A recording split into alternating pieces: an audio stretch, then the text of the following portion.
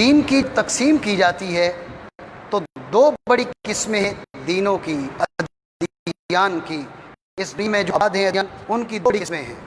ان میں سے ایک ہے آسمانی دین، ایک ہے غیر آسمانی دین۔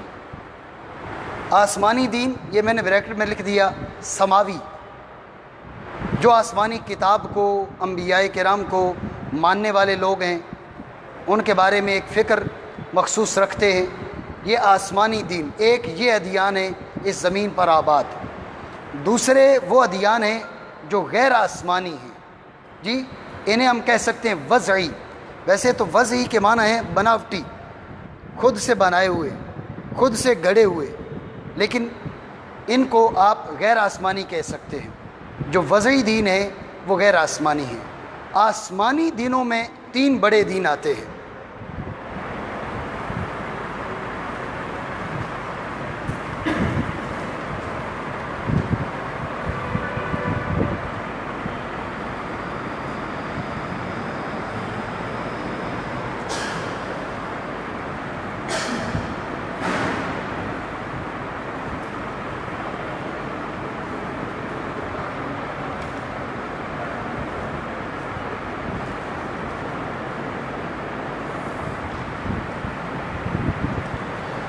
آسمانی دینوں میں یہ تین دین ہیں، اسلام، یہودیت اور مسیحیت۔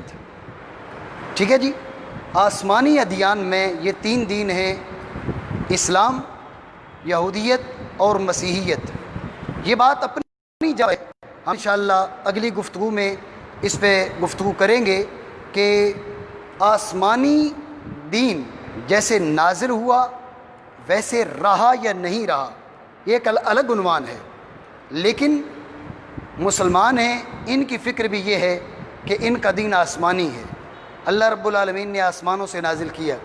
یہودیت جو یہودی ہیں ان کی فکر بھی یہی ہے کہ ان کا دین اللہ رب العالمین نے آسمان سے نازل کیا۔ اور عیسائی ہیں، ان کی فکر بھی یہی ہے کہ اللہ رب العالمین نے ان کا دین آسمان سے نازل کیا۔ تو یہ تین دین آسمانی دین کہلاتے ہیں، اسلام، یہودیت اور مسیحیت۔ ٹھیک ہو گیا؟ اس کے علاوہ جو دین آباد ہیں زمین پر، آپ کے ملک پاکستان میں ہندو بھی رہتے ہیں، اور اس کے علاوہ بدھ مت، یہ دیگر جیسے سکھ بھی رہتے ہیں۔ یہ سارے کے سارے جو دین ہیں یہ غیر آسمانی دین کہلاتے ہیں، وضعی دین کہلاتے ہیں۔ ٹھیک ہے، انشاءاللہ رب العالمین ہم آسمانی ادیان کے بارے میں بھی گفتگو کریں گے اور غیر آسمانی ادیان ان کے بارے میں بھی گفتگو کریں گے۔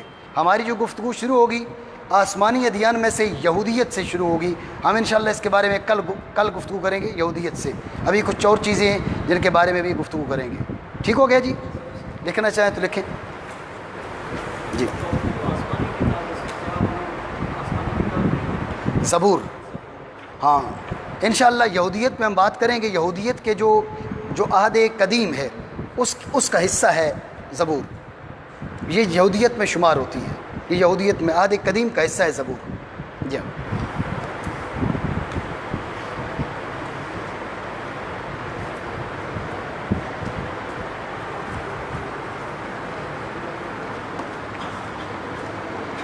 لکھنے میں جلدی کر لیں۔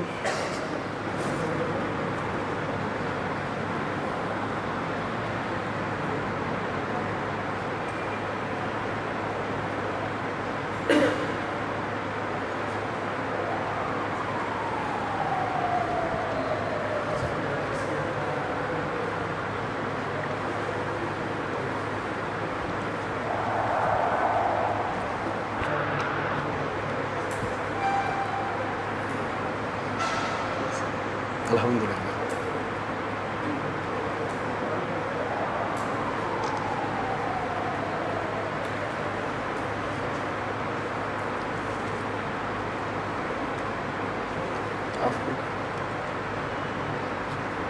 آپ کو کی اس پہ لائٹ آ رہا ہے تصویر سے صحیح۔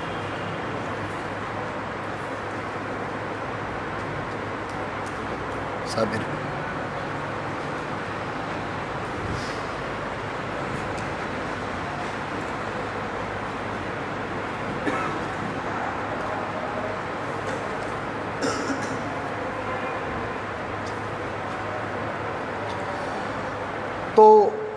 ہم نے ایک چیز یہ دیکھ لی کہ دین کیا ہے، اس کے بارے میں مسلم علماء کی فکر کیا ہے اور غیر مسلم علماء کی فکر کیا ہے، وہ میں نے آپ کے سامنے دین کی تعریف بیان کی، اور دین کے جو اجزاء ہیں عمومی طور پر عقیدہ، شریعت، مقدسات اور عبادات، اس کے بارے میں، اور ادیان کی جو بڑی تقسیم ہے، سماوی اور وضعی، آسمانی اور غیر آسمانی، اس کے بارے میں ہم نے گفتگو کی۔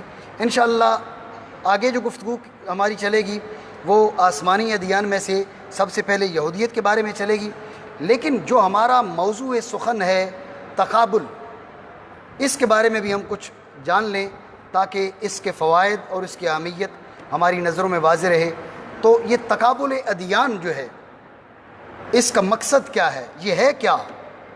یہ آسان لفظوں میں اگر ہم سمجھنا چاہیں تو وہ یہ ہے، کسی بھی مذہب، دنیا کے اندر جتنے مذاہب آباد ہیں یا جو بڑے بڑے مذاہب آباد ہیں، ان کے عقائد، میں نے آپ کو بتایا عقیدہ بھی دین کا حصہ ہے، عقائد، ان کی عبادات، ان کے رسوم و رواج، ان کی تاریخ، ان کے بارے میں گفتگو کرنا، خوبیوں کو سامنے لانا، خامیوں کو سامنے لانا، اس سے فائدہ یہ ہوتا ہے جو آدمی حق کا متلاشی ہے وہ حق تک پہنچ سکتا ہے۔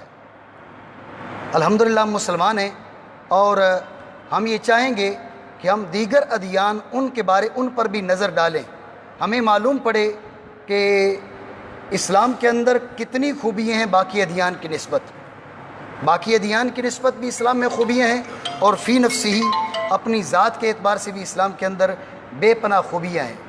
ویسے تو آپ دیکھیں دنیا میں جو آدمی جہاں بیٹھا ہے وہ اپنی فکر پہ خوش ہے، کل حزب بما لدیہم فرحون، جس کے پاس جو ہے خوش ہے۔ آپ اس سے پوچھ لیں وہ کہے گا میں سچا ہوں، آپ جھوٹے۔ کذالک زینا لکل امۃ عملہم، ہر ایک گروہ اس کے سامنے اس کا عمل سجا ہوا ہے، وہ کہہ رہے جو کر وہ ٹھیک ہے، جو دوسرا کر رہا ہے وہ غلط ہے۔ تو یہ بات ذہن میں رہے کہ یہ عقل مندی کا رستہ نہیں ہے، یہ عقل مندی کا رستہ نہیں ہے کہ آپ کسی کے بارے میں جانے بغیر آپ بیٹھ جائیں اور آپ کہیں جی میں ٹھیک اور وہ غلط۔ بس آپ نے اس کو سنا، آپ نے اس کی فکر کے بارے میں کچھ سوچا، اس کا جو ما فی الضمیر ہے، اس کی جو فکر ہے، اس کے جو نظریات ہیں، ان کو سامنے لانے کی کوشش کی، کوشش ہی آپ نے نہیں کی، تو پھر آپ کیسے کہہ سکتے ہیں کہ آپ ٹھیک ہیں وہ غلط ہے؟ ہو سکتا ہے آپ کی نسبت وہ بہتر ہو۔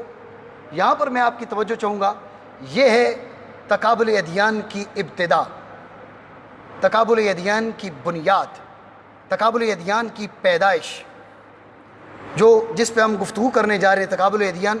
اس میں کئی مرحلے آئیں گے، میں سارے مرحلے آپ کو بتاتا ہوں۔ تو میں بات کر رہا تھا کہ آپ یہ نہ کریں کہ کسی سے ہم نے گفتگو ہی نہیں کرنی، کسی کے بارے میں جاننا ہی نہیں ہے کہ یہ کون ہے، کیا کہتا ہے، اس کی سوچ کیا ہے، ہمیں اس سے کوئی لینا دینا نہیں، ہم جو مانتے ہیں یہ ٹھیک ہے اور بات ختم۔ یہ عقل مندی نہیں ہے، اور سچ پوچھیں تو یہ اسلام بھی نہیں ہے۔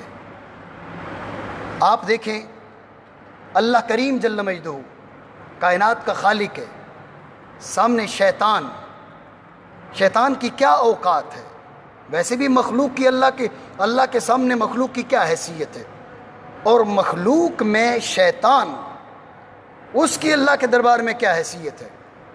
لیکن جب اس نے سجدہ نہیں کیا تو اللہ رب العالمین نے پوچھا تو نے سجدہ کیوں نہیں کیا؟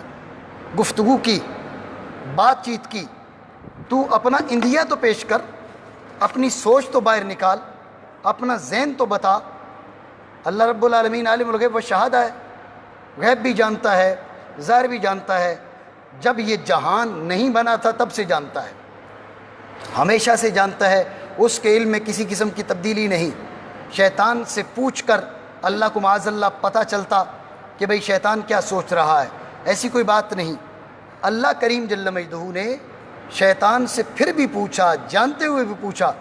یہ ہمارے لیے ایک نصیحت ہے کہ آپ کے سامنے کوئی کیسا بھی کیوں نہ ہو، آپ اس سے پوچھیں بھئی آپ کیا کہتے ہیں، آپ کی سوچ کیا ہے، آپ یہ جو کام کرنے جا رہے ہیں ایسا آپ کیوں کر رہے ہیں؟ تو اللہ کریم جل مجدہ نے شیطان سے گفتگو کی، بھئی تم اپنی سوچ بتاؤ، تم نے سجدہ کیوں نہیں کیا؟ آگے چل کے شیطان نے کیا کہا؟ مجھے مہلت دیجئے۔ اللہ رب العالمین نے اسے مہلت بھی دے دی۔ آپ سمجھ رہے ہیں؟ یہ تقابل کی پیدائش ہو رہی ہے۔ حضرت سیدنا نوح علیہ السلام، اللہ کے نبی آتے رہے، اللہ کے نبی بھی قوموں سے آ کے بات چیت کرتے تھے، صرف یہ نہیں کہتے چل بھائی تو مان لے، تم مان لو بس، تمہیں اور کچھ نہیں کرنا، میں کہہ رہا ہوں مان لو، یہ بات نہیں ہے۔ سامنے والے کی سوچ کو باہر نکالیں، اگر اس کے پاس کچھ دلائل ہیں تو ان کو باہر نکالیں۔ کبھی ایسے ہوتا ہے کہ اس کی دلیل ٹھیک ہوتی ہے، آپ غلط ہوتے ہیں۔ یہاں کسی کے ذہن میں یہ نہ آئے کہ اسلام کو میں کسی اور سے تقابل دے رہا ہوں، مطلب دوسرے دین کو میں ٹھیک اور اسلام کو غلط کہہ رہا ہوں، معاذ اللہ ایسی بات نہیں، جنرل بات کر رہا ہوں کہ بعض اوقات سامنے والا جس فکر کا حامل ہے وہ ٹھیک ہے، آپ جس فکر کے حامل ہیں وہ غلط ہے، اس لیے سامنے والے کی فکر کو باہر نکالیں، اس کی دلیل کو باہر نکالیں، اگر ٹھیک ہے تو مان لیں، اگر ٹھیک نہیں ہے تو آپ اس کو مطمئن کریں۔ حضرت سیدنا نوح علیہ السلام کے بارے میں دیکھ لیں، حضرت نوح علیہ السلام اپنی قوم سے گفتگو کرتے رہے حتیٰ کہ قوم والوں نے کہا کہ تم نے ہم سے جدال کیا، فَأَكْثَرْتَ جِدَالَنَا، بہت زیادہ جدال کیا تم نے ہم سے، بہت زیادہ جھگڑا کیا، ہم کو ہر بات پہ روکتے ہو، ہر بات ہماری بری کہتے ہو، تو ہم سے ہر بات پہ جدال کرتے ہو۔ ہاں جدال وہ کون سا تھا؟ جادلہم باللتی ہی احسن، بہترین طریقہ جو اللہ رب العالمین نے اپنے انبیاء کرام کو سمجھایا بتایا، جدال اس انداز کا ہونا چاہیے، جدال اس انداز کا نہیں ہونا چاہیے کہ صرف اور صرف نفرتیں ہوں، شور و غل ہو، اس کا کوئی فائدہ نہیں ہے۔ تو بہرحال یہ ہے، یہاں سے تقابل پیدا ہو رہا ہے۔ حضرت سیدنا ابراہیم علیہ السلام کو آپ نے پڑھا، حضرت ابراہیم علیہ السلام جب اس بادشاہ کے سامنے جاتے ہیں تو اس بادشاہ وہ پوچھتا ہے، ابراہیم علیہ السلام گفتگو کرتے ہیں، ابراہیم یہ نہیں کہتے کہ بھئی تم کیا کرو، بس ہم نے آپ کو کہہ دی ہے اللہ ایک ہے تو مان لو۔ ابراہیم علیہ السلام دلائل دیتے ہیں، گفتگو کرتے ہیں، دلائل پیش کرتے ہیں۔ آپ نے کہا کہ وہ جلاتا اور مارتا ہے، یحیی و یمیت، اس نے کہا نا احیی و امید، یہ کون سی بات ہے؟ یہ زندگی دینا اور مار ڈالنا یہ تو میں بھی کرتا ہوں، واقعہ مشہور ہے۔ تو اب سیدنا ابراہیم علیہ السلام نے ایک اور انداز میں گفتگو کی، آپ نے کہا میرا مالک وہ ہے جو سورج کو ادھر سے نکالتا ہے، تو ادھر سے نکال، فبہت الذی کفر، تو کافر کے ہوش اڑ گئے کہ یہ کون سی دلیل لے کر آئے۔ تو کہنے کا مقصد یہ ہے کہ عقل اور اسلام کا تقاضا یہ نہیں ہے کہ آپ کسی سے گفتگو ہی نہ کریں، یہ ضرور ہے گفتگو کا انداز ٹھیک رکھیں، گفتگو کا طرز اور طریقہ صحیح رکھیں، اس انداز میں جادلہم باللتی ہی احسن، جو اچھا انداز ہے اس انداز میں گفتگو کریں، وہ انداز نہ رکھیں جو صرف اور صرف موری سے نفرت ہو، نفرت پھیلے، شور و غل ہو، نہ وہ کسی اس کو کوئی فائدہ ہو رہا ہے نہ آپ کو کوئی فائدہ ہو رہا ہے، اس کا کوئی مقصد نہیں ہے، اس کا نہ عقل اس کو جائز قرار دیتی ہے نہ اسلام اس کو جائز قرار دیتا ہے۔ لیکن وہ انداز کہ جس سے یا سامنے والا فائدہ اٹھا جائے یا آپ فائدہ اٹھا جائیں یا سننے والے فائدہ اٹھا جائیں، کسی کو فائدہ ہو، یہ انداز ضرور ہونا چاہیے۔ تو یہ بجا طور پہ کہا جا سکتا ہے کہ اسلام نے دنیا میں آ کر تقابل ادیان کی بنیادیں رکھی۔ ویسے تو انبیاء کرام ایسا کرتے آئے، لیکن زیادہ مشہور انداز میں انبیاء کرام کے بعد اگر تقابل ادیان کا سلسلہ چلا تو وہ مسلمانوں سے چلا۔ انشاءاللہ اس کی مزید میں وضاحت کرتا ہوں۔ انبیاء کرام میں آپ سیدنا موسیٰ علیہ السلام کو دیکھ لیں، حضرت موسیٰ گئے فرعون کے پاس، فرعون نے جو باتیں کی، حضرت موسیٰ علیہ السلام نے اس کے سامنے معجزات پیش کیے، اس کے جو دلائل تھے ان کا توڑ پیش کیا۔ تو بہرحال جو تقابل ادیان ہے، مقصد کہنے کا یہ ہے آپ کسی کے دلائل سنیں اور اس کے دلائل کو سمجھیں کہ اس کی دلیل ٹھیک ہے یا غلط ہے۔ آپ بغیر سنے، بغیر سوچے، بغیر سمجھے، صرف اور صرف اس لیے کہ وہ میری فکر کا حامل نہیں ہے، چونکہ میری فکر کا حامل نہیں ہے اس لیے میں نے اس کی بات سننی ہی نہیں ہے، نہ یہ عقل مندی ہے، نہ یہ اسلام ہے۔ تو بہرحال ہم یہ کہہ سکتے ہیں کہ تقابل ادیان کی جو بنیاد ہے،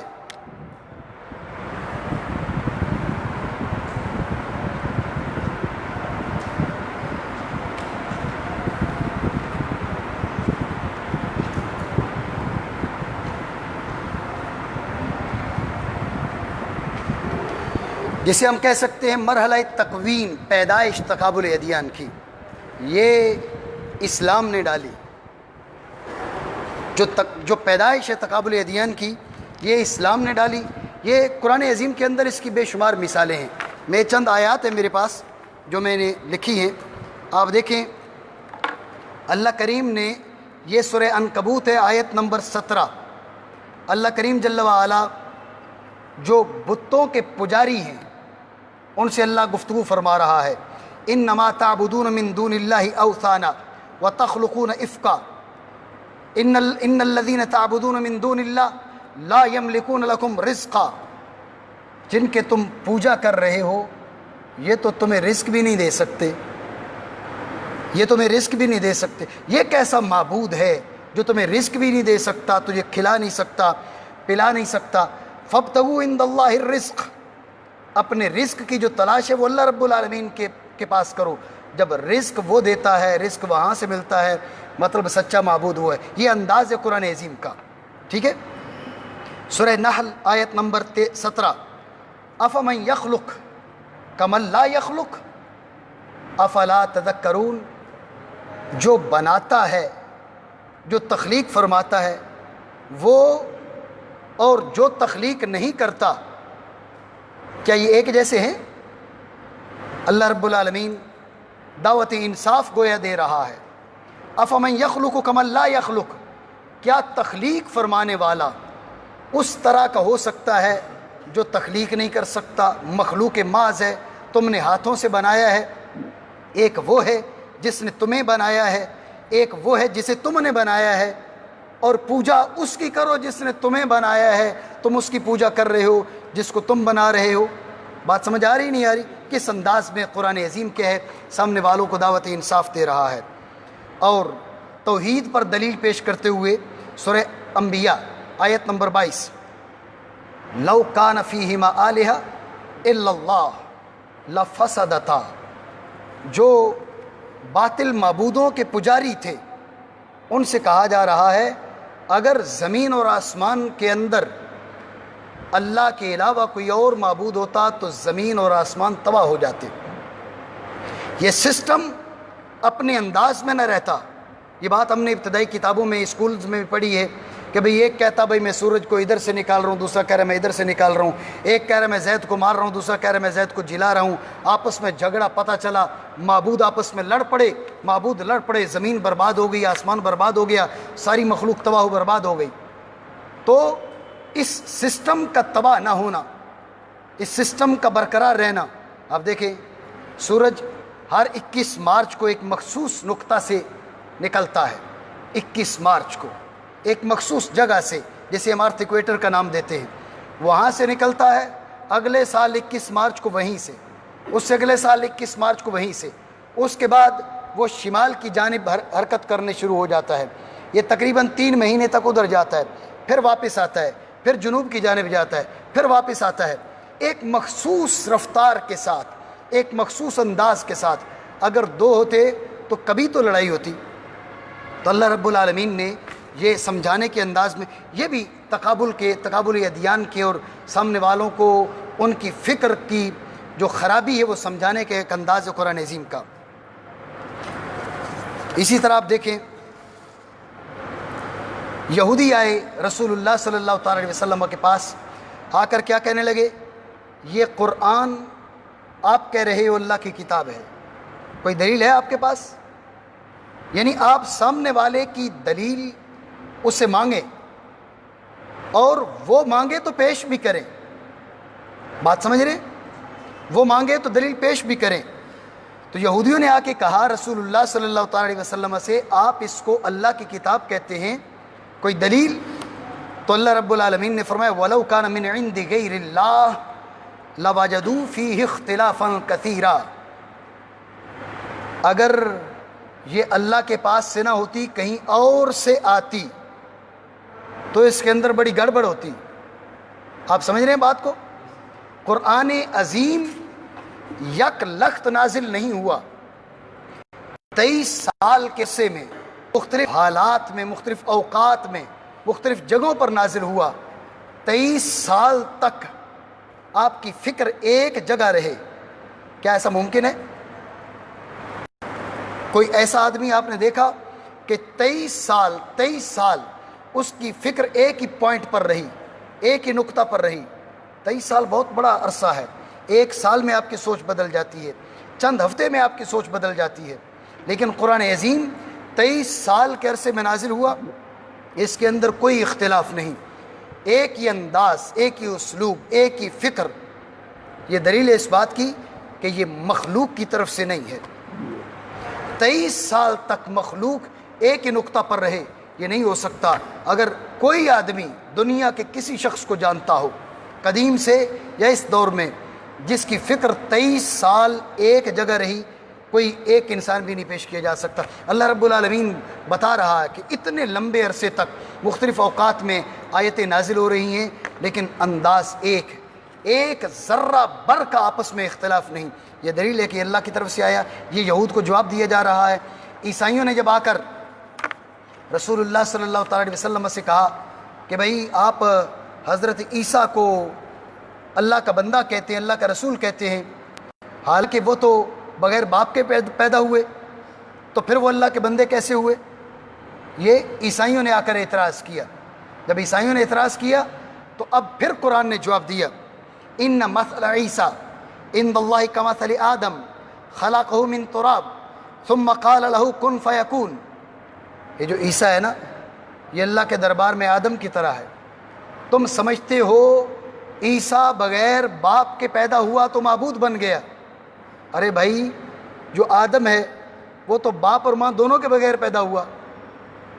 یہ میں اس کی وضاحت کر رہا ہوں کہ پھر تو معاذ اللہ اس کو تو, حضرت آدم کو تو معبود سے بھی اوپر لیول کا کوئی ہونا چاہیے تھا. معاذ اللہ من ذالک, بغیر باپ کے پیدا ہو تو معبود بن جائے, تو جو بغیر ماں باپ کے پیدا ہو اس کا لیول تو پھر بڑھا دو. اگر بغیر باپ کے پیدا ہونا انسان کو الہ بنا دیتا ہو تو.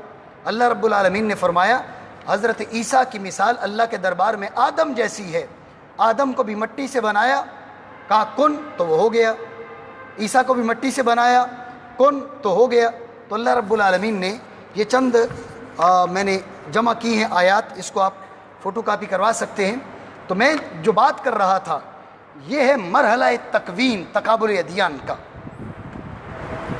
یہ قرآن عظیم سے پیدا ہو رہا ہے.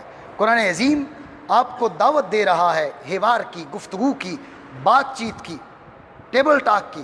آپ گفتگو کریں سامنے والے سے, مذاکرہ کریں, لیکن کس انداز میں؟ جو اچھا انداز ہو. جادلہم باللتی ہی احسن, اچھا انداز ہونا چاہیے, برا انداز نہ ہونا چاہیے. یہ مرحلہ تکوین یہ سب سے پہلا مرحلہ ہے. آپ کہہ سکتے ہیں کہ اس کا مرحلہ تکوین جو ہے اس کا تعلق قرآن سے ہے, حدیث سے ہے. رسول اللہ صلی اللہ تعالی علیہ وسلم ابھی یہود کے سامنے جاتے ہیں, ان کے اعتراضات کے جوابات دیتے ہیں, وہ سوال کرتے ہیں, حضور جواب دیتے ہیں. تو مرحلہ تکوین جو ہے اس کی جو ابتدا ہے یہ اس کی اساس قرآن و حدیث ہے.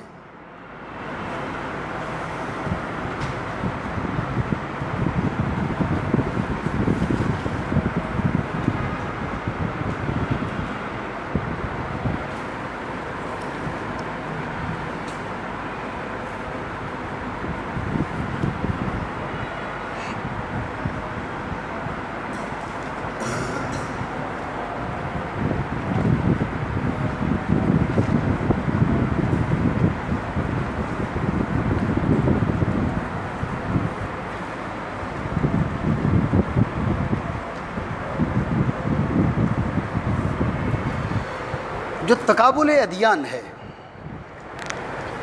ادیان کا بامی مقارنہ، تقابل، اس کو ہم 6 مراحل میں تقسیم کر سکتے ہیں۔ سب سے پہلا مرحلہ ہے تکوین کا، یہ علم جہاں سے پیدا ہو رہا ہے، جہاں اس کی بنیادیں موجود ہیں، وہ قرآن کے اندر اس کی بنیادیں موجود ہیں اور حدیث کے اندر اس کی بنیادیں موجود ہیں۔ اس کے بعد آتا ہے مرحلہ تدوین، لکھت کا مرحلہ، کب سے اس کے بارے میں لکھا جانے لگا۔ یہ مسلمانوں کے لیے ایک خوش قسمتی کہیں، خوش نصیبی کہیں، اعزاز کی بات ہے کہ سب سے پہلے جس شخص نے اس موضوع پر لکھا وہ بھی مسلمان تھا۔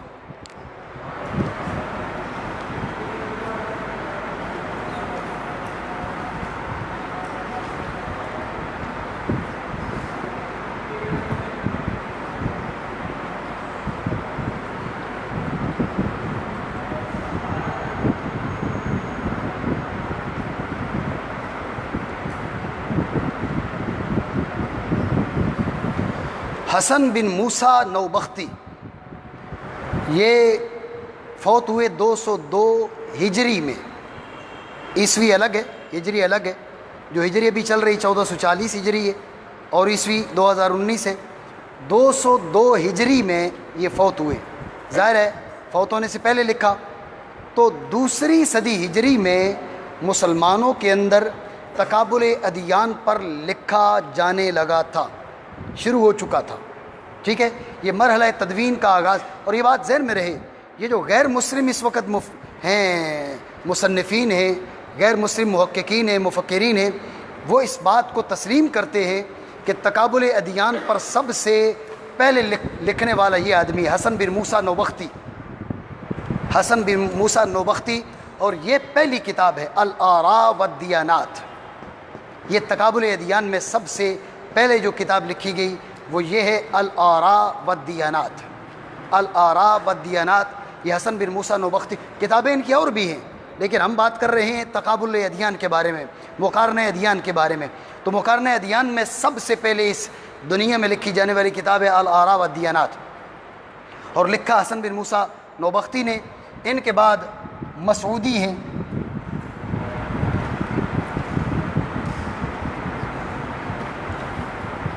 انہوں نے بھی لکھا۔ مصبحی ہیں، انہوں نے لکھا۔ کہنے کا جو مقصد ہے، بتانے کا جو مقصد ہے، اس علم کی جو ابتدا ہے، اس کا جو مرحلہ تکوین ہے، وہ بنیادیں قرآن اور حدیث سے جا کے ملتی ہیں، اور جب تدوین کا، لکھت کا مرحلہ آیا، کتابت کا مرحلہ آیا، تو دوسری صدی ہجری میں اس کو سب سے پہلے لکھا تو مسلمانوں نے لکھا، حسن بن موسیٰ نوبختی۔ ان کے بعد مسعودی 346 ہجری میں ان کی وفات ہے، مصبحی 420 ہجری میں ان کی وفات ہے۔ پھر آگے سلسلہ چل پڑا، تو یہ مرحلہ تدوین، یہ بنیادیں یہ بھی جا کر مسلمان مصنفین سے ملتی ہے، ٹھیک ہو گیا جی۔ اس کے بعد ہے مرحلہ ذکر۔ پہلے تو کوئی بھی فن ہے نا، وہ تھوڑا تھوڑا شروع ہوتا ہے، ایسے ہی ہے، کوئی بھی عنوان ہے، کوئی بھی فن ہے، اس کی ابتدا ہوتی ہے چند ایک مباحث۔ آپ میں جو مدرسہ کے طلبہ ہیں، آپ جانتے ہیں کہ آپ نے نحو کی ابتدا کے بارے میں پڑھا کہ نحو کی ابتدا کیسے ہوئی، کسی نے غلطی کی، سیدنا عمر فاروق رضی اللہ تعالیٰ عنہ نے حضرت علی المرتضیٰ سے کہا یا حضرت علی نے ابو الاسود دوئلی سے کہا، تو وہ ابتدا میں وہ الفاظ کی 3 قسمیں ذکر کی گئی کہ ایک ہوتا ہے اسم، ایک ہوتا ہے فعل، ایک ہے حرف۔ یہ نحو کی پیدائش ہو رہی ہے، نحو کی پیدائش ہو رہی ہے۔ اس کے بعد بڑے بڑے اس میں ائمہ آگے، سبوہ آگے، کسائی آگے، اور گروہ بن گئے، بصریوں کا گروہ بن گیا، کوفیوں کا گروہ بن گیا۔ تو بہرحال تکوین کے بعد تھا تدوین، یہ لکھت میں آ چکا۔ اس کے بعد ہے مرحلہ ظہور، جب یہ عام ہو گیا، یہ جو عام ہوا یہ دوسری صدی ہجری سے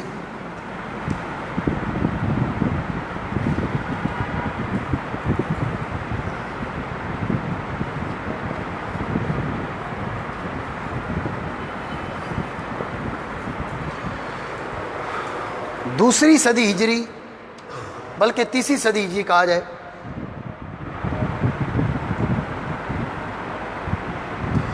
تیسری صدی ہجری سے لے کر 9ویں صدی ہجری تک. ابھی کون سی صدی ہجری ہے جی؟ ہاں 15ویں، 14ویں نہیں ہے، ٹھیک ہے نا. تو تیسری صدی ہجری سے یہ پھر بہت عام ہو گیا. اسٹارٹنگ تو دوسری میں ہو گئی تھی. حسن بن موسیٰ نوبختی نے دوسری صدی ہجری میں پہلی کتاب لکھی تھی الآراء والدیانات. ویسے تو اسٹارٹنگ یہاں سے ہو گئی تھی، لیکن لکھت میں آ گیا، کتابت میں آ گیا، لکھائی اس پر شروع ہو گئی. یہ دوسری صدی ہجری میں لکھائی شروع ہوئی. تیسری صدی ہجری میں مسلمانوں کے بیچ پھیل گیا. مناظرے ہوتے تھے، گفتگو ہوتی تھی. سامنے جو مذاہب عیسائی رہ رہے ہیں، یہودی رہ رہے ہیں، ان کے ساتھ گفتگو ہوتی. دیگر مذاہب والے ہوتے، ان سے گفتگو ہوتی. یہ دوسری صدی ہجری سے 9ویں صدی ہجری تک مسلمانوں کے بیچ یہ بالکل پورے زور و شور کے ساتھ یہ علم جاری رہا، تقابل ادیان. یہ ہے بدقسمتی کا دور، یہ جسے کہیں گے مرحلہ اختفاء. یہ دوبارہ علم چھپتا چلا گیا. اب جانتے اختفاء کے معنی پوشیدگی، ٹھیک ہے، پوشیدگی. یہ دوبارہ یہ جو 9ویں صدی ہجری اس کے اوائل میں، اس کے قریب قریب یہ علم دوبارہ اس کو بلایا جانے لگا، مسلمانوں کے بیچ سے ہٹتا گیا، مسلمانوں کے بیچ سے مٹتا گیا. ٹھیک ہے، تو اس کو بدقسمتی کا دور کہا جا سکتا ہے. بدقسمتی کا دور کیوں؟ اس لیے کہ آپ اسباب دیکھیں، یہ علم کیوں چھپا، یہ علم دوبارہ واپس ہماری نظروں سے اوجھل کیوں ہوا، جب سب سے پہلا اس کا جو رائٹر ہے وہ مسلمان ہے، حسن بن موسیٰ نوبختی. ٹھیک ہے، اس میں پہلی جو کتاب لکھی جا رہی ہے ایک مسلمان مصنف، اور اس کا جو اصل مرجع ہے، اصل مصدر ہے، وہ قرآن اور حدیث ہے، سنت مصطفیٰ ہے. تو مسلمانوں کے بیچ سے اس کا مٹ جانا بدنصیبی کہلائے گا نہیں کہلائے گا؟ اس کی بنیاد کیا بنی اس مٹنے کی؟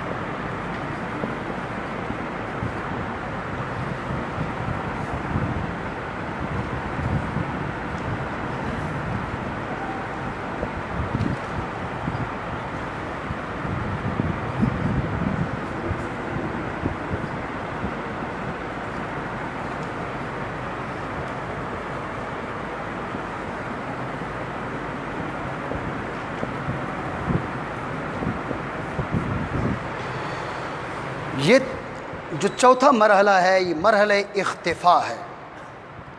یہ علم اس مسلمانوں کے بیچ چھپتا گیا، چھپتا گیا، مٹتا گیا، کم ہوتا گیا.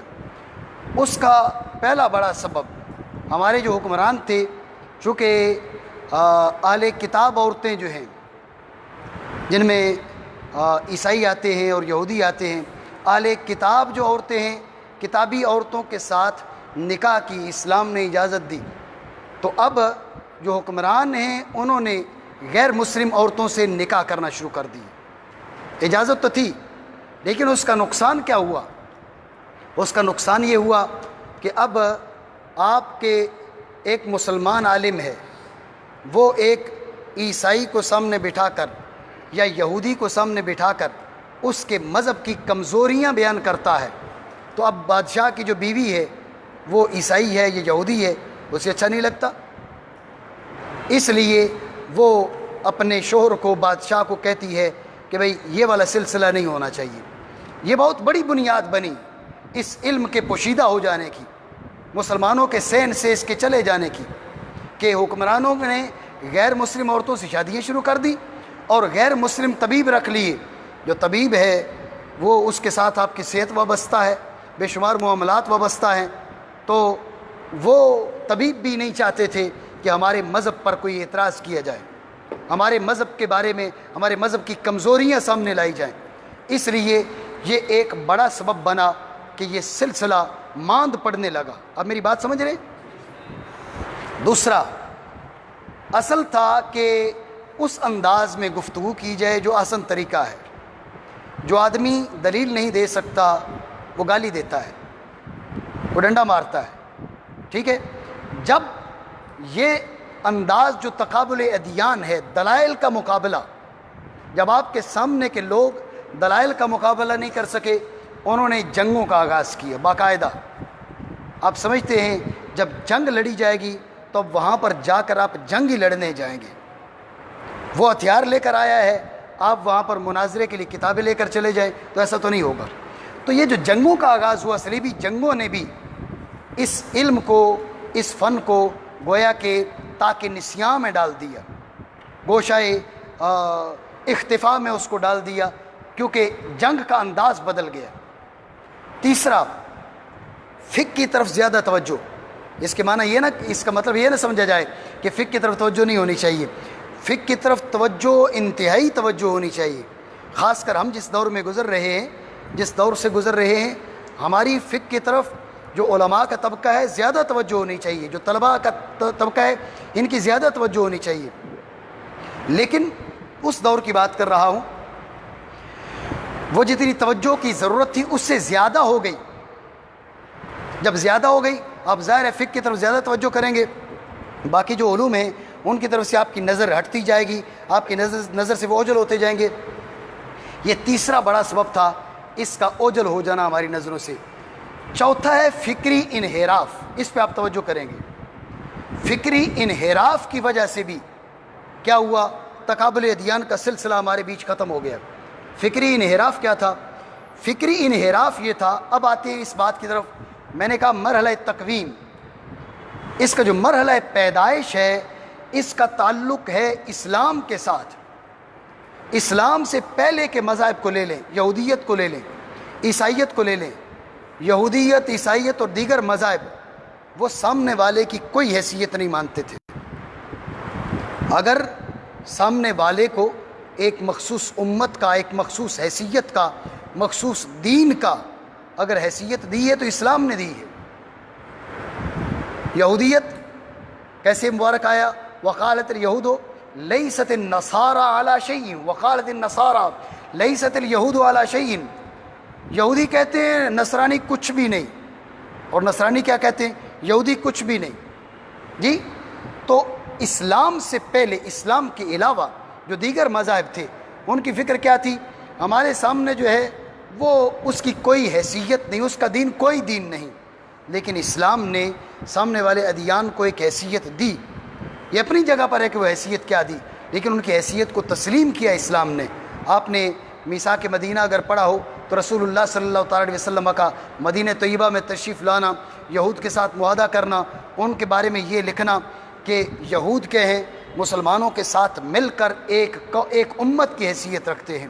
تو جب اسلام نے سامنے والوں کو حیثیت دی، ان کو بٹھایا، اس کے بعد ان سے گفتگو شروع ہوئی. لیکن باقی مذاہب ایسا نہیں کرتے تھے، وہ سامنے والے سے گفتگو کو پسند نہیں کرتے تھے. یہ فکری انحراف کا مطلب ہے اس دور میں آ کر کچھ مسلمان علماء کی بھی سوچ وہی بن گئی کہ نہیں، ہم نے کسی سے بات نہیں کرنی. یہ سارے کے سارے بالکل سراسر، ان کے اندر اچھائی نام کی کوئی چیز نہیں. اسے ہم ان سے ڈیبیٹ کیوں کریں، ہم ان سے گفتگو کیوں کریں؟ یہ جو فکری انحراف ہے اس نے بھی تقابل ادیان کو مٹا دیا. جب آپ نے بات ہی نہیں کرنی، اس کی بات کو سننا نہیں ہے، تو پھر اس علم کو پڑھنے اور سیکھنے کی کیا ضرورت ہے؟ پانچویں مرحلے پر کیا؟ علماء کی توقیر میں کمی ہو گئی. ٹھیک ہے، علماء کی عزتیں کم ہو گئیں. وہ آج بھی چل رہا ہے، اس پہ زیادہ گفتگو نہیں کروں گا. چھٹا اور سب سے خطرناک جو معاملہ جس کی وجہ سے تقابل ادیان ہمارے بیچ وہ تقریباً مٹ کر رہ گیا، وہ کیا تھا؟ آپس کے جھگڑے. کیا چیز جی؟ آپس کے جھگڑے.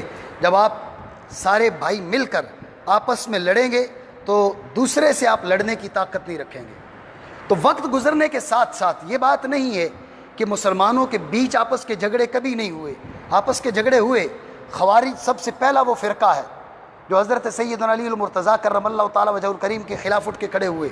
جنگ کی انہوں نے, قتال کیا انہوں نے حضرت سیدنا علی المرتضیٰ رضی اللہ تعالیٰ عنہ کے خلاف. تو خارجیوں کا فرقہ یہ سب سے پہلا فرقہ ہے. تو جھگڑے اگرچہ وہاں سے شروع ہو گئے تھے لیکن ان جھگڑوں کی ایک مخصوص حد تھی. جب بامی خانہ جنگی طول پکڑ گئی, اب ہم نے لڑنا ہے تو آپس میں لڑنا ہے, اب جو جھگڑا کرنا ہے تو آپس میں جھگڑا کرنا ہے. جیسے میں آپ بھی سن رہے ہیں اور یہ لائیو بھی چل رہا ہے کہ بھئی آج اگر ہم نے جھگڑا کرنا ہے تو ہم نے کہنا ہے بھئی بریلوی ایسا, دیوبندی ایسا, شیعہ ایسا, وہابی ایسا, فلاں ایسا, فلاں ایسا. جی جو جیسا ہے وہ ویسا ہے, اس کا انکار نہیں ہو رہا. لیکن اس کے ساتھ ساتھ جو ضروری ہے وہ یہ ہے کہ آپ کو دیگر ادیان کے بارے میں بھی کچھ معلومات ہونی چاہیے. عیسائیت کے بارے میں معلومات ہونی چاہیے, یہودیت کے بارے میں معلومات ہونی چاہیے, ہندو مت کے بارے میں معلومات ہونی چاہیے. یہ آپ کا کلاس فیلو عامر شاید ایک بار آپ کے ساتھ تھا یا کیا, یہ واپس آیا اپنے گھر سے, مجھ سے آ کے اس نے ذکر کیا کہ رستے میں ہمیں ایک عیسائی ملا اور اس سے ہم نے گفتگو شروع کی, اور مدرسہ کا طالب علم ہونے کے باوجود, عامر کا کہنا تھا, شاید آپ لوگوں کے سامنے یہ بات ہوئی تھی جب میں نے بائبل بھی منگوائی تھی, تو مدرسہ کا طالب علم ہونے کے باوجود جو عیسائی ہے اس سے گفتگو نہیں ہو سکی. اس کی بنیادی وجہ کیا ہے؟ اس کی بنیادی وجہ جو آج بھی چل رہی ہے, یہ ہم نے لڑنا ہے تو آپس میں لڑنا ہے, دوسروں سے نہیں لڑنا. دوسروں کے پاس دوسروں سے لڑنے کے لیے ہمارے پاس ٹائم نہیں ہے, وقت نہیں ہے, مطالعہ نہیں ہے. لیکن یہ بات ذہن میں رہے, یہاں پر جو لڑنے کی بات ہو رہی ہے, میں بار بار کہہ چکا, جو اس کا احسن طریقہ ہے, جو مفید ہو, جو نقصان دہ ہو, وہ نہیں. تو یہ بامی خانہ جنگی اس نے کیا کیا؟ اس نے بھی ہمارے یہ جو مرحلہ اختفاء ہے, اس کے 6 بڑے عوامل ہیں جو میں نے آپ کے سامنے ذکر کیے. میں مختصر کرتا ہوں, بات ختم کرتا ہوں. یہ مرحلہ انتقال کا مطلب ہے یہ جو علم ہے تکابر ادیان, یہ مسلمانوں کے اندر سے نکل کر غیر مسلموں کے پاس چلا گیا. جب اسپین کو دوبارہ حاصل کیا غیر مسلموں نے, مسلمانوں کی لائبریریاں یہ مسلمانوں کے ہاتھوں سے جب لی, جب مسلمانوں کی لائبریریاں غیر مسلموں کے ہاتھوں میں گئی, یہ تقریباً 19ویں صدی عیسوی, ابھی کون سی چل رہی ہے؟ 21ویں. یہ 21ویں ہے, تو آپ کہہ لیں تقریباً 200 سال پہلے, تقریباً 200 سال پہلے یہ عیسائیوں کی طرف منتقل ہو گیا. مرحلہ انتقال یعنی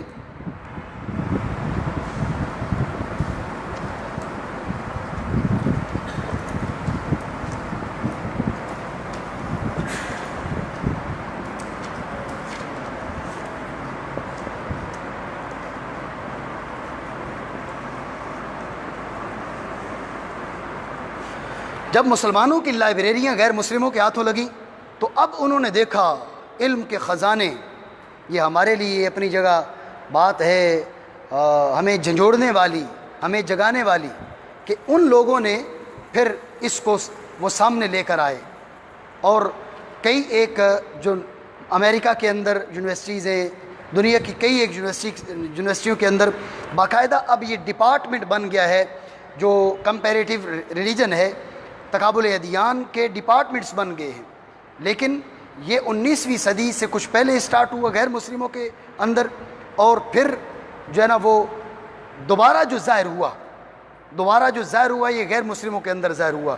اس وجہ سے ہمارے بعض احباب یہ سمجھتے ہیں کہ شاید اس کی بنیاد غیر مسلم رکھنے والے تقابل ادیان کی, ایسی کوئی بات نہیں ہے. سب سے پہلا جو مؤلف ہے اور مصنف ہے وہ حسن بن موسیٰ نوبختی, یہ مسلمان تھے. بعد میں مسعودی 346 ہجری, بعد میں مصبحی 420 ہجری, اور سب سے پہلی جو کتاب لکھی گئی ہے وہ ایک مسلمان نے لکھی ہے, الآراء والدیانات. ابتدا مسلمانوں سے ہوئی لیکن یہ چھپ گیا. دوبارہ جو ظاہر ہوا یہ 19ویں صدی سے کچھ پہلے غیر مسلموں کے بیچ ظاہر ہوا. انہوں نے اپنی یونیورسٹیوں کے اندر باقاعدہ ڈپارٹمنٹس بنا لیے, قسم بنا لی, جو تقابل ادیان کا باقاعدہ شعبہ پڑھایا جانے لگا. آج کے دور میں آ کر یہ ہے چھٹا مرحلہ, جسے مرحلہ عود کہہ سکتے ہیں, لوٹنے کا مرحلہ. آج کے دور میں یہ علم دوبارہ ہمارے بیچ لوٹا, ہماری آنکھیں کھلی جب مسلمانوں پر پوری دنیا میں اعتراضات اور سازشیں شروع ہو گئی. اسلام کا اصل چہرہ یہ ہے, اسلام دہشت گرد ہے, اسلام ظلم اور ستم کا مذہب ہے, اسلام نفرتیں پھیلاتا ہے. جی, اسلام کے خلاف جب سازشیں ہوئیں تو اب دوبارہ ہماری آنکھیں کھلی کہ ہمیں چاہیے ہم دوسرے مذاہب کو بھی ایک پیمانے میں رکھیں, ایک ترازو میں رکھیں, اپنے دین کو بھی ترازو میں رکھیں اور تولیں عقل اور فکر کے ترازو میں کون سا دین وزنی نکلتا ہے. تو آج کل جو دور چل رہا ہے اس کو مرحلہ عود کا نام دیا جا سکتا ہے. بات میں ختم کر رہا ہوں. اب جو مرحلہ عود ہے, لوٹنے کا مرحلہ ہے, یہ چل رہا ہے, لیکن اس کے باوجود ہمیں بات کرتے ہوئے ہمیں افسوس لگتا ہے کہ دوبارہ ہمارے بیچ یہ شروع ہو چکا ہے, لیکن اس کو جو سیٹ دینی چاہیے, اس کو جو درجہ دینا چاہیے, وہ ابھی تک نہیں دیا گیا. بر صغیر پاک و ہند میں, بالخصوص پاکستان میں تو دیا ہی نہیں گیا. آل عرب نے یا مصر ہے, دیگر, انہوں نے اس کو اہمیت دی جتنی دینی چاہیے, شاید انہوں نے بھی نہیں دی. بالخصوص ہمارے یہاں تو اس کو اہمیت نہیں دی گئی. میں خود مدرسہ سے وابستہ ہوں, آپ میں سے اکثریت جو ہے وہ مدرسہ سے وابستہ ہے. آپ جانتے ہیں کہ ہمارے مدارس کے اندر شاید اس قسم کے جو مباحث ہیں, اس قسم کا جو فن ہے, وہ ہمارے یہاں داخل نصاب نہیں. جو ہمارا درس نظامی کا سلسلہ ہے, شاید تقابل ادیان کے عنوان سے جو ہماری کمی کو پورا کر سکے, ہماری ضرورتوں کو پورا کر سکے. ہم یہ تو سیکھتے ہیں کہ ہم نے کس انداز میں دیوبندیوں سے گفتگو کرنی ہے, کس انداز میں شیعوں کو پچھاڑنا ہے, کس انداز میں فلاں سے گفتگو کرنی ہے, لیکن ہم نے اسلام کی حقانیت کو, اس کے پیچھے جو اصل میں چیز کار فرما ہے, وہ اسلام کی حقانیت کو واضح کرنا ہے کہ اسلام کیسا خوبصورت مذہب ہے. اسلام کا اصل چہرہ لوگوں کے سامنے آشکار کرنا, اصل مقصد اس کا یہ ہے. تو انشاءاللہ رب العالمین ہم یہ 20 دن اس سلسلے پہ چلیں گے, اور اللہ رب العالمین سے دعا کرتے ہیں اللہ کریم ہمیں توفیق عطا فرمائے کہ جہاں پر ہم دوسرے ادیان کو دیکھ سکیں انصاف کی نظر سے. یہ ضروری ہے. میں مسلمان ہوں اور اسلام ہی کو پسند کرتا ہوں, اور اس لیے پسند کرتا ہوں کہ ان الدین عند اللہ الاسلام, اللہ کے دربار میں جو پسندیدہ دین ہے وہ اسلام ہے. جب ہم اسلام کی تعلیمات کو دیکھیں گے تو انشاءاللہ رب العالمین اندازہ ہوگا کہ اسلام ہی ایسا دین ہے جو اس زمین کو امن, عافیت, سلامتی اور انسانیت کی روح تک پہنچا سکتا ہے. لیکن اس کے ساتھ ساتھ ہمیں یہ چاہیے دیگر مذاہب کو, دیگر ادیان کو ہم انصاف کی نظر سے دیکھیں. اگر کسی میں خوبی ہے تو مانیں اس کو, خامی ہے تو دلیل سے اس کا جواب دیں. تو انشاءاللہ تبارک و تعالیٰ کل ہماری گفتگو شروع ہوگی یہودیت کے بارے میں, اس کی تاریخ, اس کے اصول و عقائد, ان کے فرقے, ان کی بنیادی باتیں, ان کی کتابیں, ان کے بارے میں گفتگو کریں گے. تو انشاءاللہ تبارک و تعالیٰ کل 10 بجے دوبارہ.